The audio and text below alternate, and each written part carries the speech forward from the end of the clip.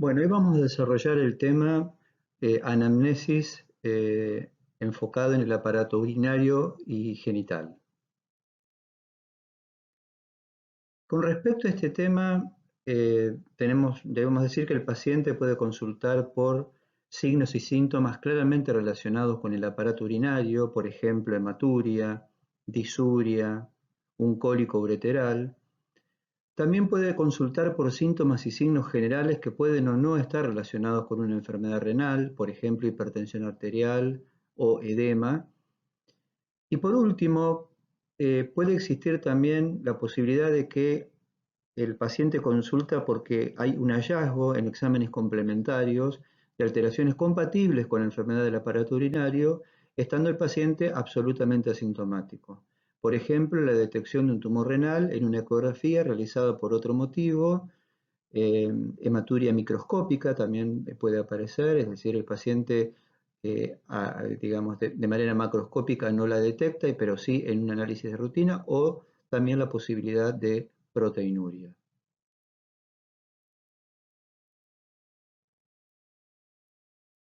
Los principales motivos de consulta nefrourológicos son el edema, el dolor lumbar, el cólico ureteral, los trastornos de la micción, las alteraciones del ritmo diurético. Vamos a ir analizando estos aspectos de manera separada. También debemos decir que existe influencia en cuanto a la edad y el sexo en las patologías nefrológicas. Por ejemplo, en las mujeres jóvenes hay mayor prevalencia de infección urinaria y en los hombres mayores de 50 años mayor prevalencia de uropatía obstructiva, fundamentalmente por adenoma de próstata. También es importante la ocupación de esa persona. Porque, por ejemplo, el antecedente de contacto laboral con sustancias nefrotóxicas puede ser un dato importante, como contacto con plomo, arsénico, fósforo, mercurio, etc. En cuanto a los antecedentes personales en la anamnesis, puede ser importante el antecedente de haber padecido una angina estreptocócica o escarlatina, que son infecciones por estreptococo y que pueden ser un factor desencadenante para producir glomerulonefritis. Puede existir el antecedente de gota y eso relacionarse con una litiasis por ácido úrico, el antecedente de padecer hipertensión o diabetes, que puede ser un factor predisponente para desarrollar insuficiencia renal crónica, la exposición a determinados antibióticos o sustancias de contraste que pueden favorecer el desarrollo de injuria renal aguda. También en la anamnesis pueden ser importantes antecedentes familiares, por ejemplo, la poliquistosis renal autosómica dominante se transmite con riesgo de un 50% para cada hijo que tenga el paciente. Otras enfermedades renales como la enfermedad de Alport, el síndrome de Fanconi también pueden transmitirse, por lo tanto es en la anamnesis muy importante ver antecedentes de enfermedades renales en la familia. Bien, con respecto a los principales signos y síntomas, el edema es uno de los motivos de consulta que pueden ser, que pueden indicar una enfermedad renal. Y hay dos tipos de edema relacionados con enfermedades renales, que son el que se origina por un síndrome nefrótico, como parte de un síndrome nefrótico, o como parte de un síndrome nefrítico. En el caso del síndrome nefrótico, las características del edema es blando, blanco, simétrico y tiende a generalizarse. El grado extremo es anasarca. En cambio, el edema presente en síndrome nefrítico es más limitado, localizándose en la región periorbitaria, a nivel de los tobillos, más a la mañana, y también es blando y blanco, pero no llega a ser generalizado como en el caso del edema por síndrome nefrótico. También puede haber edema en pacientes con insuficiencia renal crónica, que son pacientes que habitualmente están hipervolémicos por la disminución del filtrado glomerular, que se asocia a hipertensión arterial, y puede haber lesiones que orienten a un origen renal cuando, por ejemplo, aparecen lesiones por rascado debido a uremia, el tinte amarillento del paciente, etcétera, que hablan de insuficiencia renal crónica. Bueno, en esta foto es un edema nefrótico típico bastante alto en el miembro inferior del paciente, deja fobia, por supuesto es blanco, blando y frío. Ven, el color de la piel es el color habitual, a la palpación no hay aumento de la temperatura y es característico que deje el signo de la fobia. Bien, continuando con síntomas y signos relacionados con la anamnesis en el aparato nefrourinario, el dolor lumbar, el dolor lumbar puede tener origen diverso, puede ser de origen desde la piel, muscular, de origen a nivel por problemas en la columna, etcétera, columna lumbar. Pero cuando puede también estar relacionado con procesos del aparato del riñón urológico.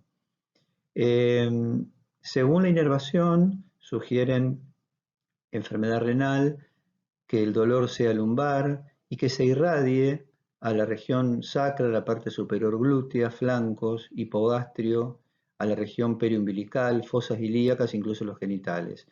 Y esta irradiación, esta localización es típica y la vemos en el cólico ureteral, donde vemos que el dolor muchas veces comienza en la región lumbar y se irradia al flanco, a la fosa ilíaca y a la región testicular en el hombre y los labios mayores en la mujer, eh, con ese tipo de irradiación bien típica.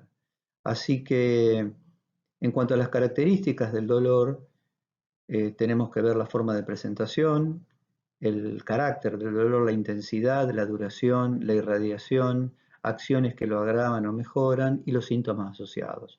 Por ejemplo, si hablamos de cólico ureteral, la forma de presentación en general es brusca, el carácter es muy intenso, hace que el paciente se deba mover permanentemente, es muy intenso. La duración en general es de pocas horas, la irradiación es la que acabo de comentar, en general comienza en la región lumbar y se va irradiando hacia el flanco de ese lado, fosa ilíaca y la región genital. También tiene que ver el lugar donde está impactado el cálculo, a veces puede ser un dolor más bien sordo lumbar, pero en el cólico típico tiene esa irradiación.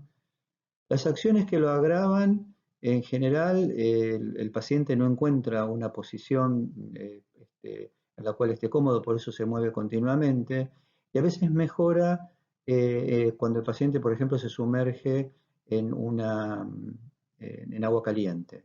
Eso a veces lo mejora, de hecho los pacientes que tienen cólicos de manera repetida, eso lo saben y lo hacen. Y por supuesto hay analgésicos que mejoran el dolor. Y los síntomas asociados en el caso del cólico ureteral es muy frecuente que haya náuseas y vómitos. Con respecto al dolor lumbar, en cuanto al origen, se produce por irritación de terminales sensitivas en la cápsula renal y tejidos perirrenales, que pueden ser, por ejemplo, procesos inflamatorios, como una perinefritis, abscesos renales, tumores renales, hematomas o el infarto renal. En todos esos casos, esas lesiones que pueden ser expansivas, lo que terminan generando es distensión de la cápsula renal, compromiso de los tejidos perirrenales y por eso el dolor duele. Y en general es lumbar sin irradiación. Cuando en cambio el tumor, por ejemplo, está en el centro del parénquima y no entra en contacto con la cápsula renal, muchas veces es asintomático y es un hallazgo, como comentábamos anteriormente en un examen por imágenes. Y otra causa de dolor lumbar es la dilatación brusca de la vía urinaria, como el caso que comentábamos. Una obstrucción por cálculos, por coágulos, por pus, por papilas renales desprendidas, como se pueden ver en algunas nefropatías por analgésico, con la diabetes. Cualquier cosa que obstruya la vía urinaria genera, y la dilate bruscamente, genera ese tipo de dolor que tiene características muchas veces de cólico. Y según la instalación puede ser agudo o crónico. El típico caso del dolor agudo es el cólico y del crónico el tumor renal, que es un dolor más sordo que se va incrementando con el tiempo. Ahí en el slide vemos las causas de dolor agudo y de crónico, lo que comentábamos. Por ejemplo, un hipernefroma, tumor renal. A veces el paciente puede adoptar frente al dolor lumbar una posición antálgica, con escoliosis a nivel de la columna, que es una desviación en sentido lateral de la columna, o si el proceso, por ejemplo, un absceso renal, se extiende más allá del riñón, por ejemplo, por una tuberculosis y compromete el psoas, la irritación del psoas hace que el paciente tienda a flexionar el muslo sobre el abdomen. Esas son posiciones antálgicas. Con esa maniobra el paciente siente alivio del dolor. Y por supuesto que es muy importante evaluar síntomas y signos asociados, como hematuria, que es la pérdida de sangre por orina, la palpación de una masa renal en el caso de los tumores o de los abscesos, la fiebre en los casos infecciosos, la disuria, que es en los casos de infecciones, o la presencia de la eliminación de un cálculo, que es el dolor o la molestia al emitir la micción, y la puño-percusión, que es una forma de percutir la región lumbar en una zona determinada, que ya lo vamos a ver en la clase siguiente, cuando veamos cómo se examinan los riñones. La puño-percusión positiva nos habla muchas veces de infección urinaria. Entonces, en base a la anamnesis y al examen físico, se van a determinar los exámenes complementarios para ver cuál es el origen del dolor.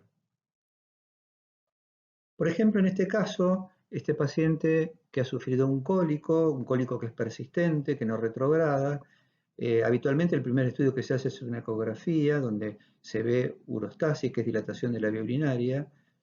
Es muy difícil ver el cálculo en la vía urinaria por ecografía porque en general está impactado en la región inferior del uréter o la desembocadura con la vejiga, y ahí la ecografía no lo visualiza correctamente, pero sí visualiza la consecuencia, que es la dilatación de la vía urinaria. Y el mejor estudio es la tomografía axial computada, helicoidal, sin contraste, incluso no es necesario. La mayoría de los cálculos son radioopacos, donde por ejemplo en este caso vemos en la foto D cómo hay un cálculo impactado en la desembocadura del uréter en la vejiga. Se ve un punto blanco que es el cálculo, y si ustedes miran hacia arriba, en los cortes más superiores, ven que hay dilatación de la vía urinaria. Por ejemplo, comparando ambos riñones, uno ve la vía urinaria dilatada en el riñón del lado derecho y no así el del lado izquierdo, que es del lado donde está impactado el cálculo. Bien. Siguiendo con otros tipos de síntomas que son importantes en la anamnesis y que pueden ser motivo de consulta, los trastornos de la micción. Los trastornos de la micción puede ser disuria, polaquiuria, tenesmo vesical. Vamos a aclarar ahora cada uno de estos síntomas cómo se manifiestan. La retención aguda de orina. Y en general expresan trastornos inflamatorios o obstructivos de la vía urinaria baja, estos trastornos en la micción. La disuria es el dolor o molestia al orinar. Si es al principio de la micción, se la llama inicial y puede corresponder a procesos ginecológicos. Si es terminal, en la micción va a favor de una infección urinaria. Así que a veces el ardor al orinar puede deberse no solamente no a un proceso de la vía urinaria, sino a un proceso genital. En la mujer, por ejemplo, una vulvovaginitis puede generar también ardor cuando la orina pasa por esa región de la vulva que está inflamada. Por eso es inicial en ese caso. Y acá es muy importante, ya que estamos hablando de anamnesis también de la parte genital, en estos casos de esa disuria inicial genital, de origen genital, es frecuente que la mujer también se queje de muchas veces flujo genital anormal o prurito vulvar. Entonces los síntomas genitales asociados a la disuria nos pueden hacer inclinar a que el origen de la disuria es genital y no urinario. También la disuria se puede provocar esa molestia por el pasaje de un cálculo por la uretra, o coágulos, o procesos prostáticos. Las prostatitis a veces también generan disuria. Cuando hay un proceso prostático, es muy frecuente que haya además trastornos en el chorro miccional. Un chorro que el paciente se queje que sea más débil, o un chorro como en lluvia, digamos. Un chorro que viene transformando y siendo diferente al chorro miccional que ese paciente habitualmente tiene. Cuando estamos frente a un paciente con disuria, siempre hay que evaluar que no sea el proceso de origen uretral, en el caso del hombre, o de la mujer también, que no sea una uretritis, porque ahí lo que vamos a tener que enfocarnos en que el paciente no tenga una enfermedad de transmisión sexual, que se manifieste, que tenga una uretritis y se manifieste por ardor al orinar, pero en estos casos, en la mujer ya comentamos los síntomas asociados, y en el hombre la secreción por la uretra de pus, de supuración, que en el caso del gonococo pues, es de tipo verdosa, es pus, y en el caso de una clamidia, por ejemplo, es más bien transparente. Pero el paciente ahí lo que relata es que tiene supuración en la parte terminal de la uretra, mucho dolor, la ropa interior también se mancha, entonces todos esos datos de la anamnesis nos pueden orientar a un origen de una enfermedad de transmisión sexual, más que una infección urinaria. Bien, la poliaquiuria es otro síntoma que se caracteriza por un aumento de la frecuencia miccional sin aumento en el volumen de orina. Generalmente es el paciente que va a orinar muchas veces, pero cada vez que orina porque son gotas a veces incluso. Generalmente está relacionado con inflamación de la mucosa vesical, con una cistitis o en el varón procesos prostáticos como una prostatitis.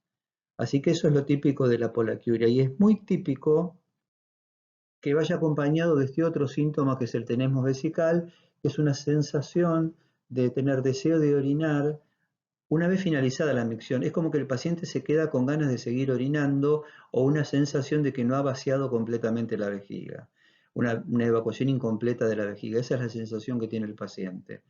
Y eso se debe a una inflamación de la mucosa vesical. Bien, otra situación también a tener en cuenta es la retención aguda de orina, es decir, la imposibilidad de vaciar la vejiga total o parcialmente a consecuencia acá en general es una obstrucción del flujo urinario. Las causas más frecuentes son adenomas prostáticos o traumatismos de la uretra o cálculos o coágulos que obstruyen la parte o el cuello vesical o la uretra. Entonces el paciente directamente no puede emitir orina. Y cuando es agudo se habla de retención aguda de orina y se define, la sigla es RAO. A veces puede haber causas no obstructivas orgánicas, sino funcionales relacionadas con afectación neuromuscular de la vejiga, como se ve en la diabetes, o en patologías, malformaciones, como es el mielomeningocele, o muchas veces después de haber el paciente padecido una anestesia peridural o raquidia, y por ese motivo el paciente, si bien la vejiga no tiene un proceso obstructivo, funcionalmente no puede contraerse correctamente y eso genera en definitiva que se retenga orina. Bien. Otro aspecto a analizar en la anamnesis, o que puede ser motivo incluso de consulta, es la alteración del volumen urinario y del ritmo diurético. El volumen de orina normal eliminado en 24 horas es, para una persona que ingiere una cantidad habitual y una dieta habitual, es entre 1200 y 1500 mililitros por día. Obviamente que depende de la cantidad de líquido que ingiera la persona y de la dieta que tenga. En general, el ritmo diurético de una persona que tiene un ritmo de vida normal es que uno orina durante el día y no es habitual que la persona se despierte durante la noche con deseos de orinar, sino que a la mañana temprano cuando se levanta en general, ahí sí tiene deseo de orina, pero no que se esté despertando a la noche con deseos miccionales. ¿Cuáles son los trastornos? Bueno, son digamos, del volumen urinario del ritmo diurético, la poliuria, la oliguria, la anuria, la nicturia, la nocturia y la enuresis. Son 6, ahora vamos a ver uno por uno. En el caso de la poliuria, hablamos de poliuria cuando hay diuresis mayor a 3 litros por día y puede ser fisiológica o no. ¿Cuál es la fisiológica? Exceso de ingesta de líquidos. Si una persona toma muchos líquidos va a orinar más. Puede ser un caso absolutamente ocasional o formar ya parte de cuadros psicógenos, como es la potomanía, donde la persona tiene una enfermedad psiquiátrica por la cual tiene compulsión por tomar líquidos. Y lógicamente entonces, al tomar más líquido, orina más. Eh, esa ingesta importante de líquido hace que caiga la secreción de antidiurética, caiga la osmolaridad urinaria, es decir, se orina, la orina es muy diluida, es prácticamente agua, orina una persona, el aspecto, y el trastorno se revierte haciendo restricción hídrica. Uno al paciente lo restringe de líquidos y automáticamente cesa la poliuria. En cambio, las poliurias patológicas pueden ser de causa renal o extrarrenal. En el caso de la causa renal, una insuficiencia renal aguda en fase poliúrica, es decir, de recuperación, por ejemplo, o una insuficiencia renal crónica, muchas veces al principio, cuando el paciente va perdiendo función renal, para eliminar una carga diurética, una carga osmótica determinada, tiene que orinar más, o cuando un paciente tuvo una obstrucción de la vía urinaria, incluso insuficiencia renal por esa obstrucción, al desobstruirlo existe una eliminación muy importante de orina, que es compensadora a lo que se había retenido y que es algo que hay que tener muy en cuenta porque incluso puede llegar a provocar hipotensión arterial, trastornos hidroelectrolíticos, etcétera, si no se la controla adecuadamente a esa diuresis posobstructiva. Y después ya problemas más específicos como la diabetes insípida nefrogénica, donde hay defectos a nivel renal de receptores para el estímulo de la antidiurética. Y las causas extrarrenales pueden ser, bueno, también la diabetes insípida nefrogénica, la diabetes mellitus por hiperosmolaridad, la hipercalcemia también puede provocar poliuria, o la infusión de sustancias osmóticamente activas como por ejemplo el manitol también pueden provocar poliuria.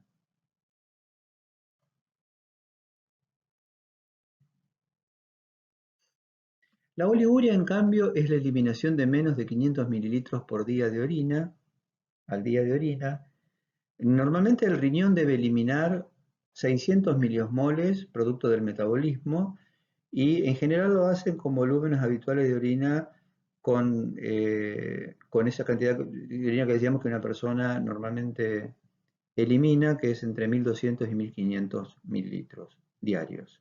Ahora, esa osmolaridad puede ser en relación con el volumen de orina, puede ser eliminada, esos 600 milimoles pueden ser, si la orina está muy, muy diluida, 60 miliosmoles por litro, o hasta 1200 miliosmoles, que es, en el caso es una orina hiperconcentrada. Es decir, es un mecanismo regulatorio que tiene el organismo para eliminar, según el volumen, según la situación clínica, esos 600 miliosmoles en el día a través de una orina muy diluida o una orina muy concentrada.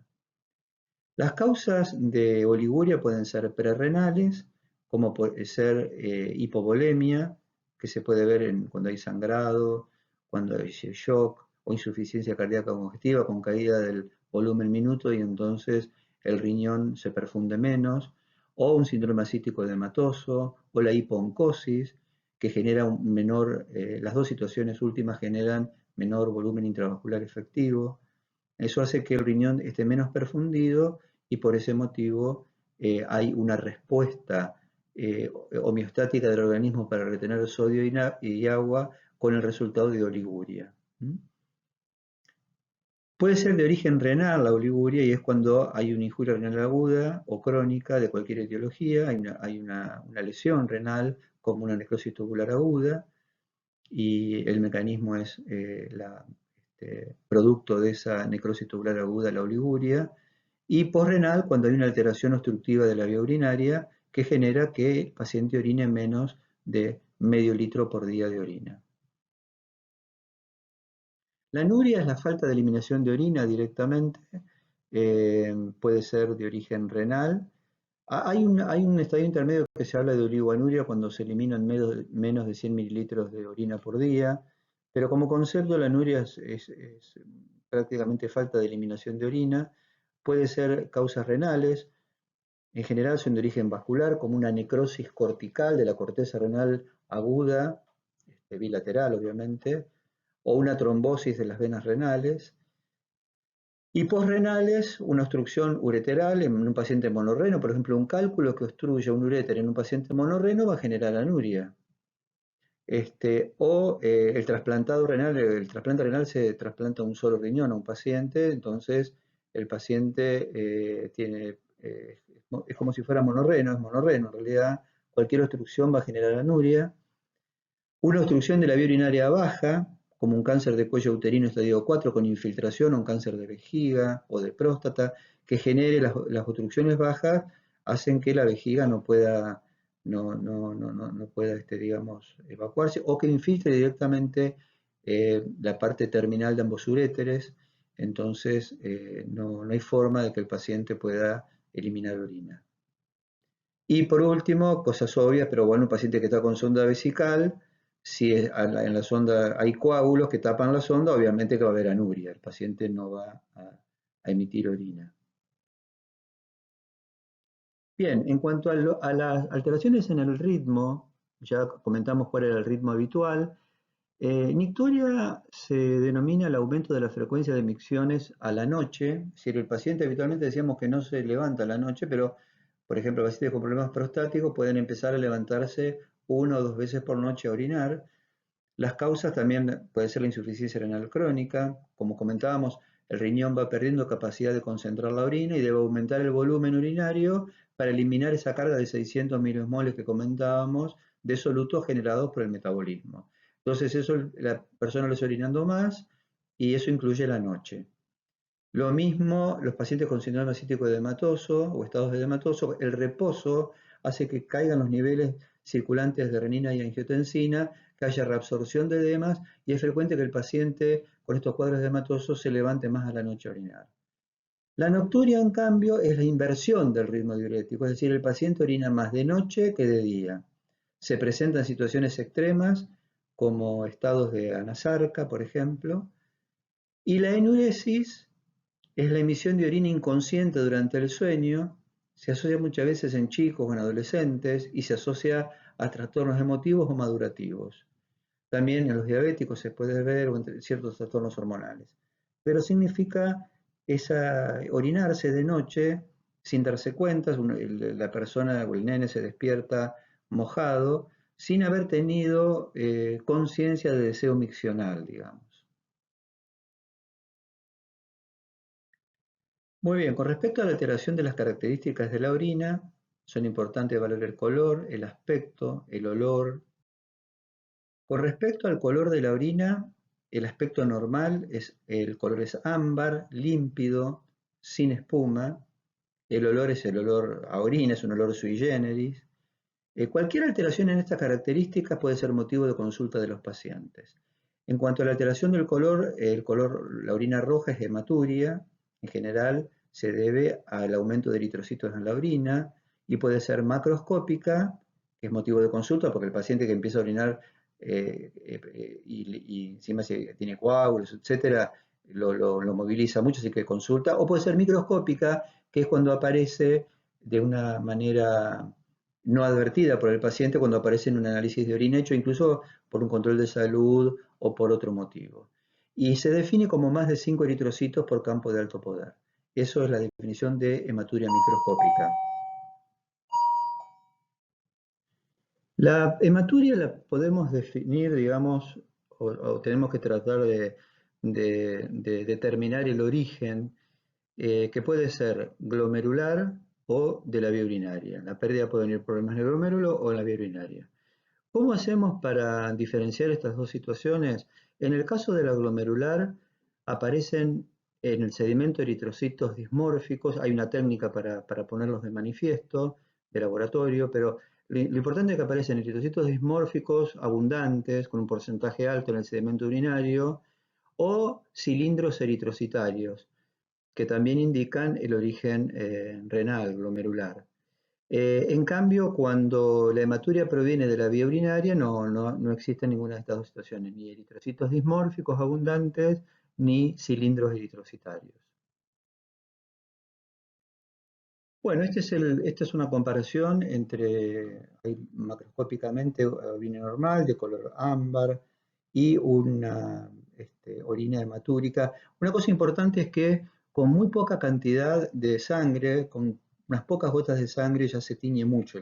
Así que a veces el paciente se asusta mucho porque piensa que está perdiendo grandes cantidades de sangre y en realidad la pérdida no es tan grande, sino que es una orina teñida con poca cantidad de sangre. Pero bueno, acá ejemplos de cómo es la orina habitual y la orina con hematuria. Acá, en estas diapositivas, lo que comentábamos del origen glomerular, acá ven esos eritrocitos dismórficos, dismorfia eritrocitaria, son eritrocitos que tienen como corpúsculos agregados o como un centro sin nada, con el efecto donut, eh, así que son eritrocitos que tienen una forma normal, digamos, y que el personal de laboratorio medianamente entrenado los puede diferenciar con relativa facilidad. Y en esta otra foto, un cilindro eritrocitario. Esto es típico también de un paciente que está sufriendo un problema, muchas veces una glomerulonefritis. Pero puede haber otras causas de orina roja, como ser orina con pigmentos, como hemoglobinuria, que se detecta con tiras, donde se pone de manifiesto tiras reactivas, que reaccionan ante la presencia de LEM en orina, mioglobinuria, donde se detecta mioglobina en orina.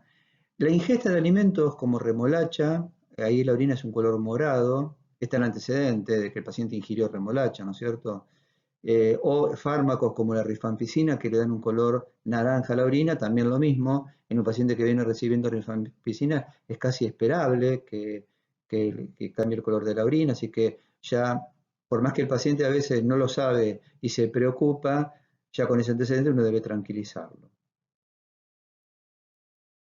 La orina también puede tener un color amarronado y en ese caso hablamos de coluria y en ese caso hay eliminación de bilirrubina conjugada en orina que le da ese aspecto.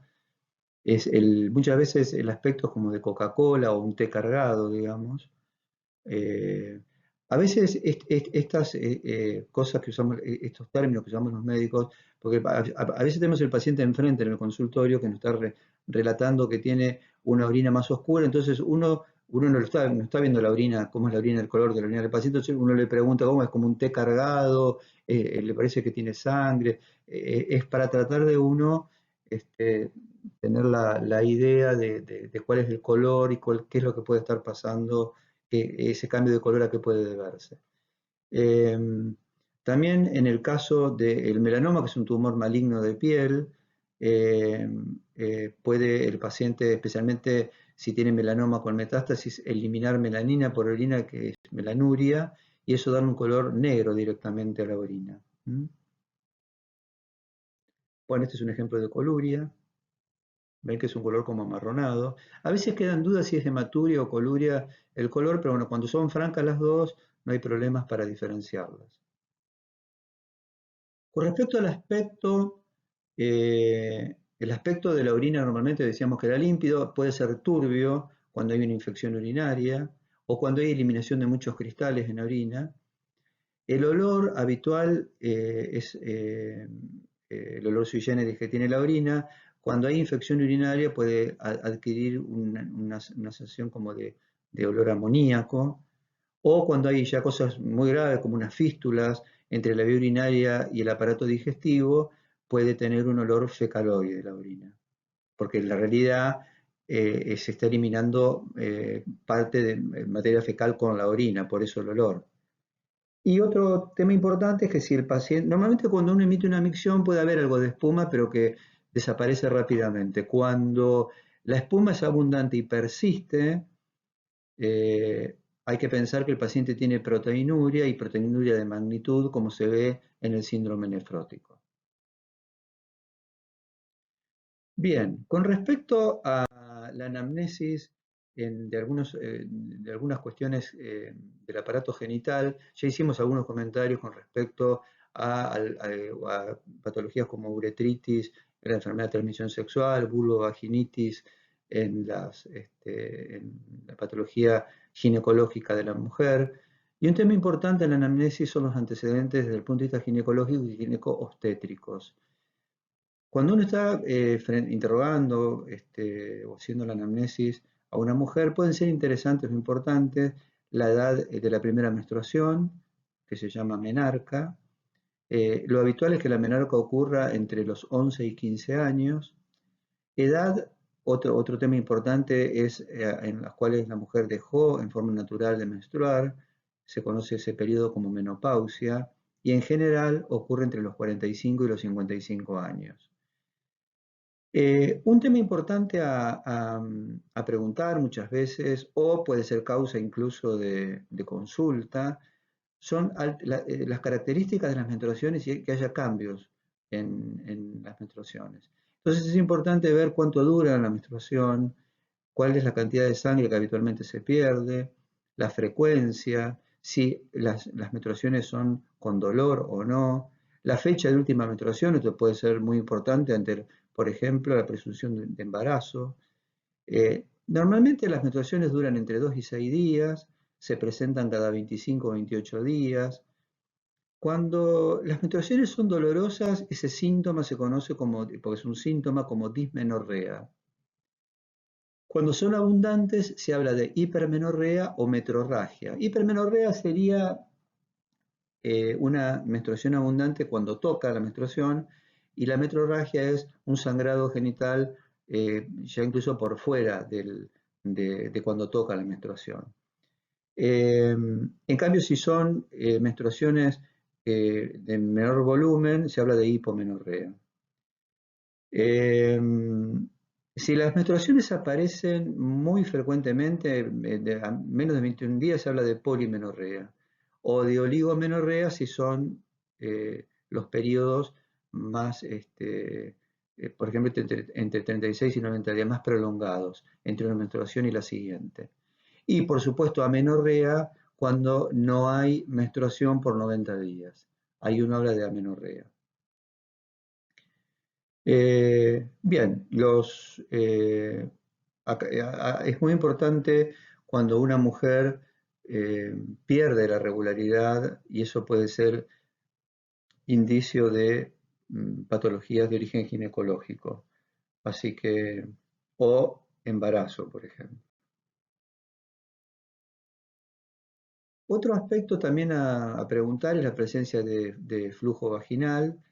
Eh, Cuando lo que elimina la mujer por vagina es una secreción blanquecina, se habla de leucorrea. Eso puede ser por infecciones, en general es por hongos como cándida. Eh, Cuando es por tricomonas, en general puede ser el flujo a veces un poco menos blanquecino, más transparente, pero otras veces no, así que bueno, eso muchas veces hay que hacer exámenes de cultivo para determinar cuál es el origen.